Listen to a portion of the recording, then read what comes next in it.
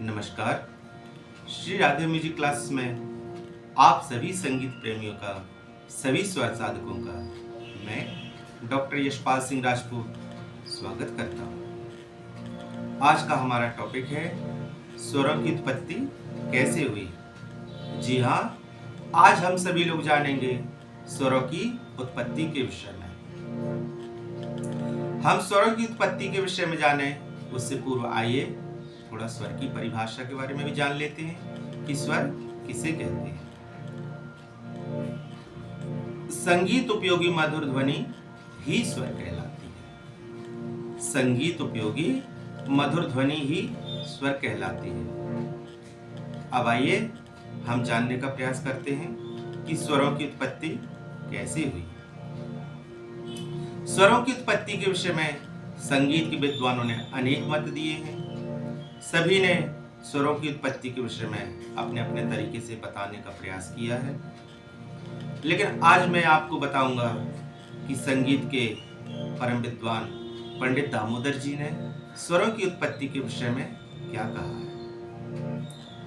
पंडित दामोदर जी ने हमको बतलाया है अपने ग्रंथ में कि स्वरों की जो उत्पत्ति है वह पशु एवं पक्षियों से हुई है। जी हाँ, पंडित दामोदर जी ने हमें बतलाया है कि जो स्वरों की उत्पत्ति है वह पशु एवं पक्षियों से हुई है। तो आइए जानते हैं कि किस स्वर की उत्पत्ति किससे हुई है। सबसे पहले सड़ज। सड़ज की उत्पत्ति के विषय में आपने कहा है कि सड़ज की उत्पत्ति मोर से हुई है। जी हाँ, सड़ज की उत्पत्ति मोर से हुई है। और ऋषभ की उत्पत्ति को आपने चातक पक्षी से बताया है। ऋषभ की उत्पत्ति के बारे में आपने बतलाया है कि ऋषभ स्वर की उत्पत्ति चातक पक्षी से हुई है। गंधार स्वर की उत्पत्ति के विषय में आपने बताया है कि गंधार की उत्पत्ति बकरे से हुई है। जी हाँ, गंधार स्वर की उत्पत्ति बकरे से हुई है।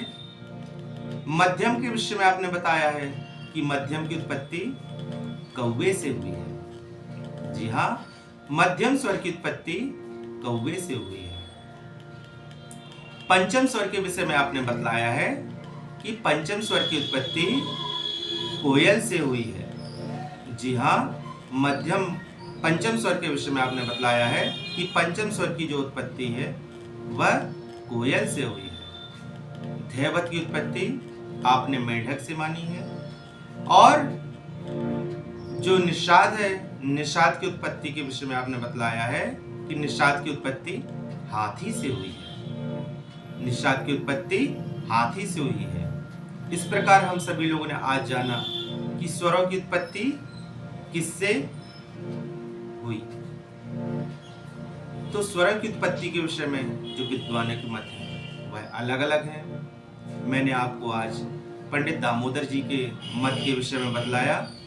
तो इसी प्रकार के इंटरेस्टिंग वीडियोस देखने के लिए आप हमारे चैनल में बने रहें। हमारे चैनल को सब्सक्राइब, लाइक, कमेंट एवं शेयर अवश्य करें, जिससे संगीत उपयोगी जानकारी संगीत के सभी स्वर साधकों तक पहुंच सके। नमस्कार।